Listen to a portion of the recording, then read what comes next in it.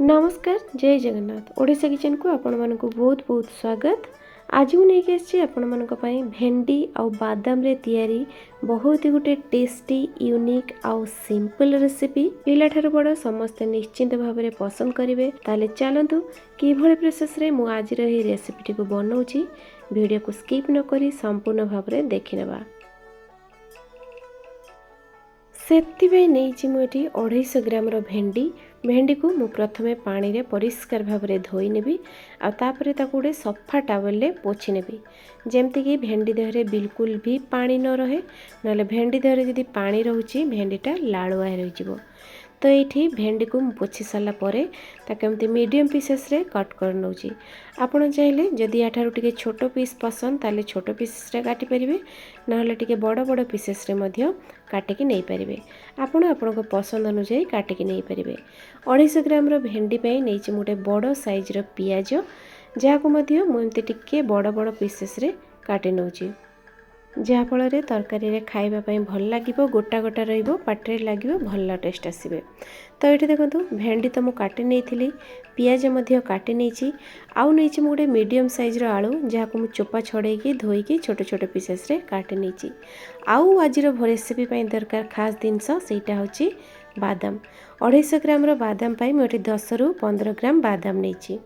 बसाई नेबी एपटे कड़ाई गरम होगला पर देदेवी ता देहरे सोरिष तेल गोटे चमच तेल जितेबाला बेस बढ़िया गरम होती काटिकी रखिथिबा भेंडी सबको देदेवी। भेंडी दे देके गैस फ्लेम को पूरा हाई रे रखिबी।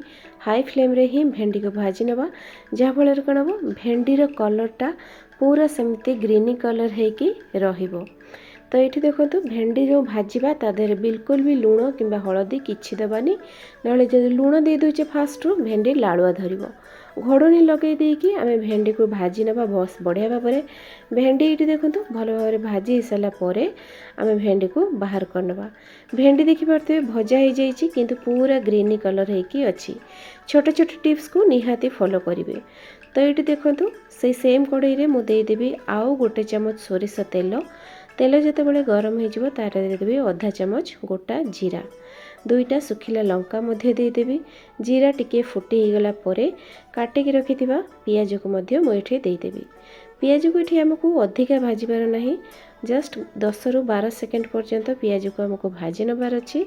आउे ये जो काटिकी रखिथिले आलू को से आलू को देदेवी। आलू जेहेतु सिझिबा टिके समय लगे तेणु पियाज साथी जदि दे देउचे पियाज भी भाजी हो आलू भाजी हो सहित सिझी मध्य जीव। घोड़नी को लगई दबा आ तार भितर आमे गोटे मसला रेडी करवा। तो से जो बादाम नहीं से बादाम को ये आमे भाजी नबा। बादाम को जो भाजवा लो टू मीडियम फ्लेम रे रही रही भाजवा जहाँ फल बिल्कुल भी भितर कंचा रही भल भाव में भाजी हो। ये देखो बादाम बेस बढ़िया भाव में भाजी हो जाइए ठंडा करनबा और डायरेक्ट जो थी आमे मसला रेडी करवा से ग्राइंडिंग जार देह को देदेबा।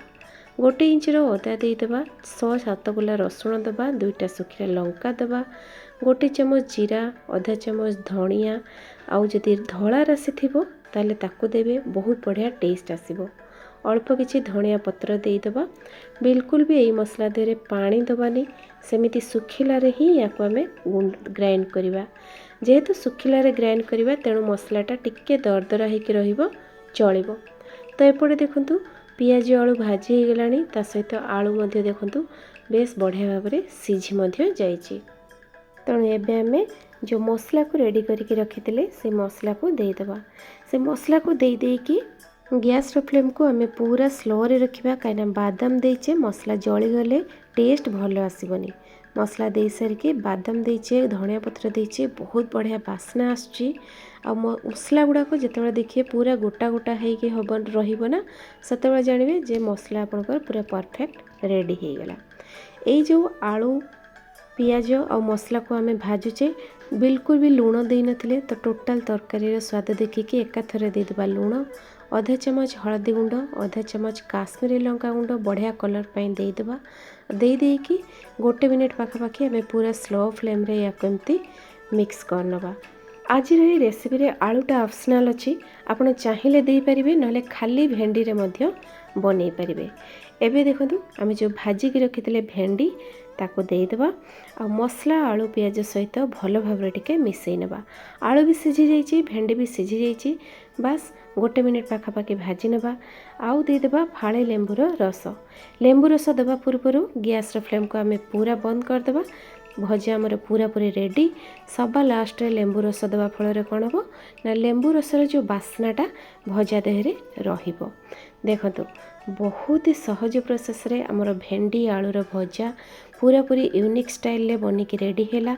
आउ एई भलिया जदि आपण थरे खाइबे ना ग्यारंटी आपण बारंबार एई भलिया रेसिपी बनैकी खाइबा पई निश्चय चाहिए। गरम गरम भात हेउ रुटी पूरी पराठा पखाड़ सबुथिरे खाइबा पई बेस जमीजिवो। ता छड़ा आपण या पिलांको टिफिन रे मध्य बनैकी देई परिबे। थरे खाइले देखिबे बारंबार बनैकी खाइबा पई चाहिए। मु निश्चय चाहिए एई भलिया भेंडी आलू आ बादामर सहज स्वादिया रेसिपीटी को थरे घरे बनातु, खातु। केमती लगिला कमेंट करके मते निश्चय जणातु। आ रेसिपी जदि भल लगी ताले प्लीज़ लाइक करिवे, शेयर करिवे। चैनल नुआ थिले सब्सक्राइब निहाती करदेवे।